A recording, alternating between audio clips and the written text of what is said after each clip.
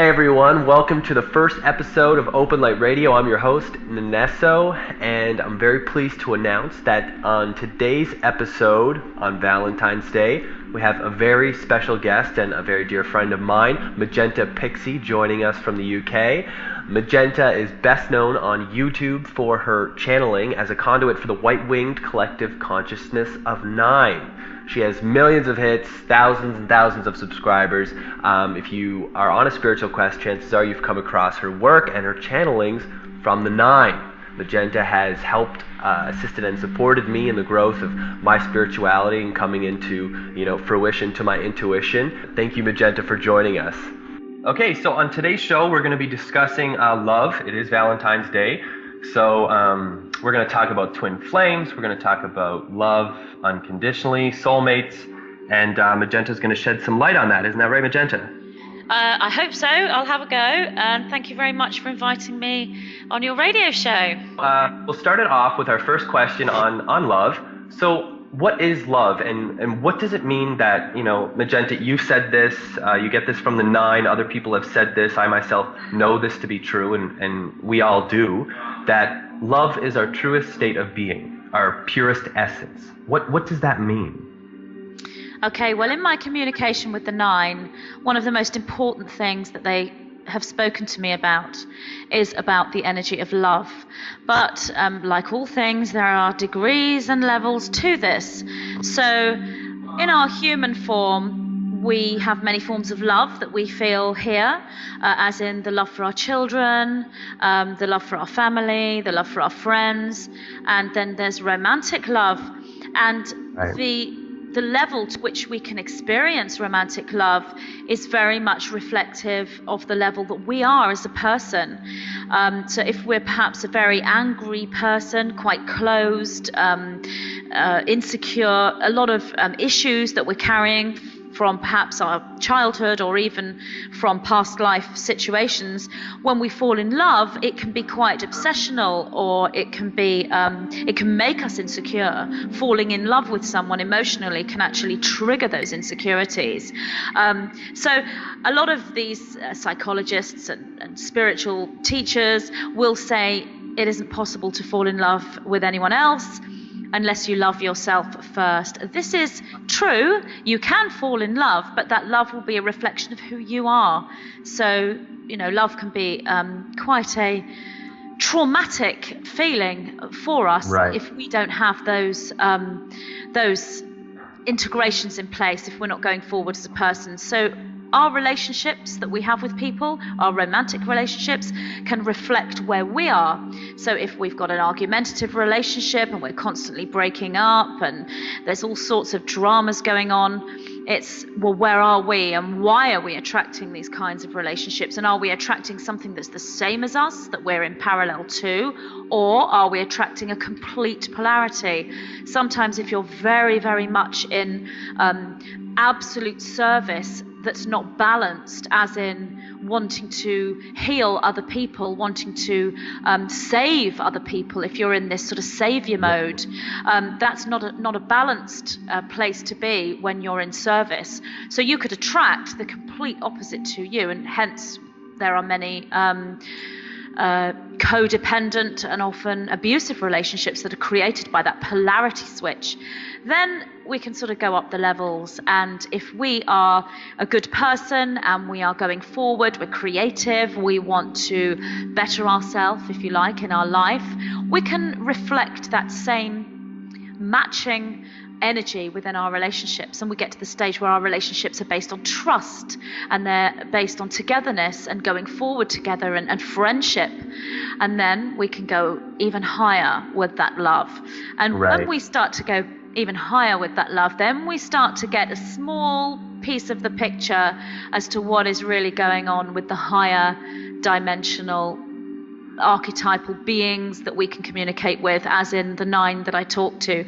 Where they reside, where they exist, the love is so powerful, so magnetic, so abundant, that the only way we can actually feel that love is by allowing it to flow through our body and literally standing as a complete conduit, because we can't hold it.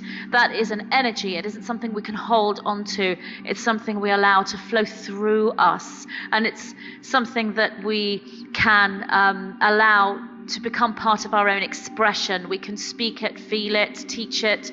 We can use it for creativity. That's the unconditional higher love. And is it possible to bring that into a relationship?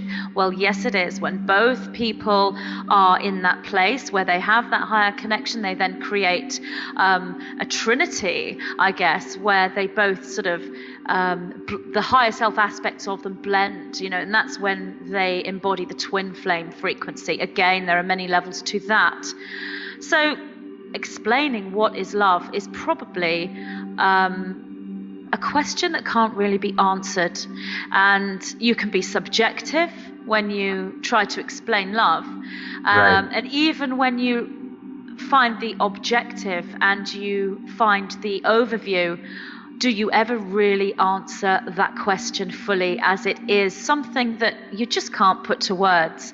The way to really understand love is to open it, to feel it, to let it flow through you, to communicate with it, because love is ultimately an energy and an intelligence in itself. And in its highest form, love is unconditional love, is the absolute frequency of oneness and unity and God, if you will. So there are many, many levels to that emotion. So I guess in essence, love would be self on all levels in totality. Absolutely. That's right. totally. And what I was getting as you were saying that is self-acceptance, and that's something that I touch on in my work, as what I do. And, I work with people on those issues, but self-acceptance on the lower levels, as you're saying. So in the physical relationships that you have with your family, with your friends, with those romantic relationships, those relationships are all based on and projected from your level of self-acceptance. So what do you accept within and as yourself?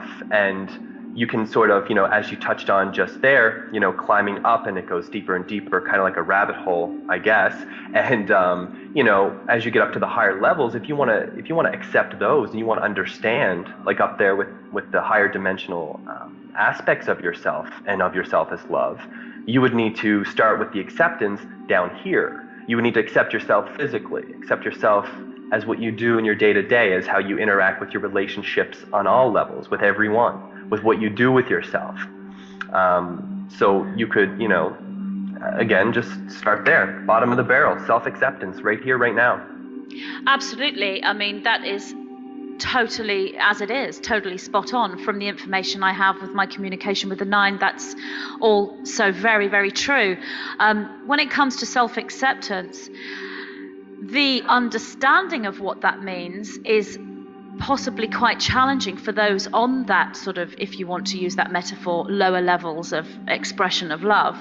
Because if you were to say to somebody who is caught up in pain, anger, insecurity, feeling lost, and the only way that they're able to express love is through power, for whatever reason, actually talking about self-acceptance probably wouldn't compute with them. They would return with, what are you talking about? What do you mean self-acceptance? It would just sound like sort of far away mumbo jumbo, new age or whatever. They wouldn't understand.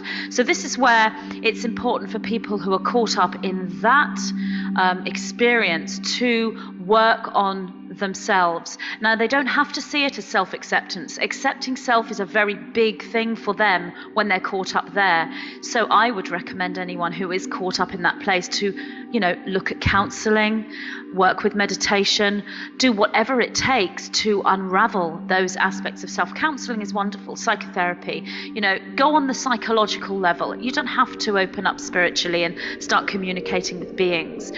And as you work through that, and self-acceptance, when self-acceptance is understood as a concept, then you can start to actually apply it.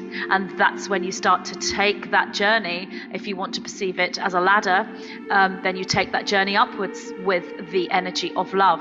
And that's when your relationships will reflect where you are. So absolutely, self-acceptance is that first step, but it's understanding the concept consciously first. And if you are caught up in a place of fear, let's say, it's difficult for you to even understand the concept. So the first steps is healing, getting into a place of healing, and then finding out what self-acceptance can do for you as you open. Once you've done that, once you accept self, then you rapidly start to clear blocks, going right back into the quantum, right back into the multidimensional, or forward, if you like, as there's no time there.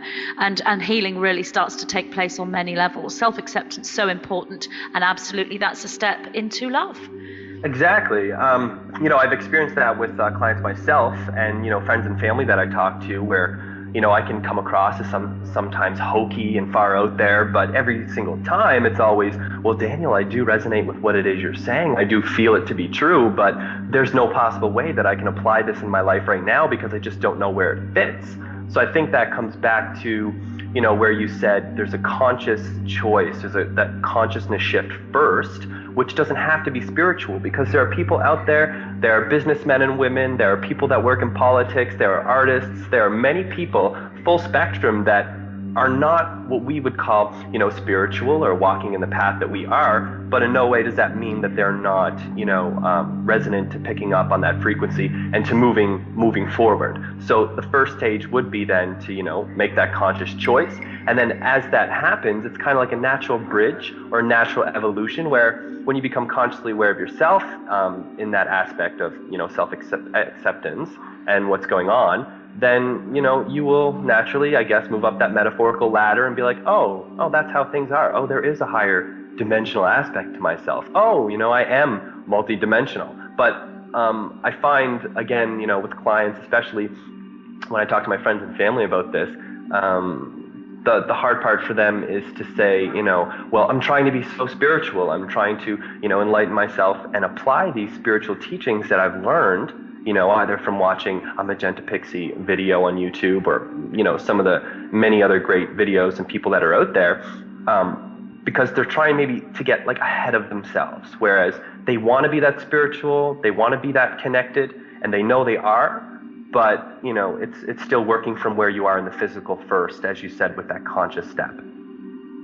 Absolutely, and it's the same with making a conscious choice. If you are to say to somebody who's caught up in a fear-based reality, make a conscious choice, they aren't going to understand that either. They're not going to be able to, well, I mean, some may, but generally, making the understanding of that as a concept would be difficult. So this is where the spirit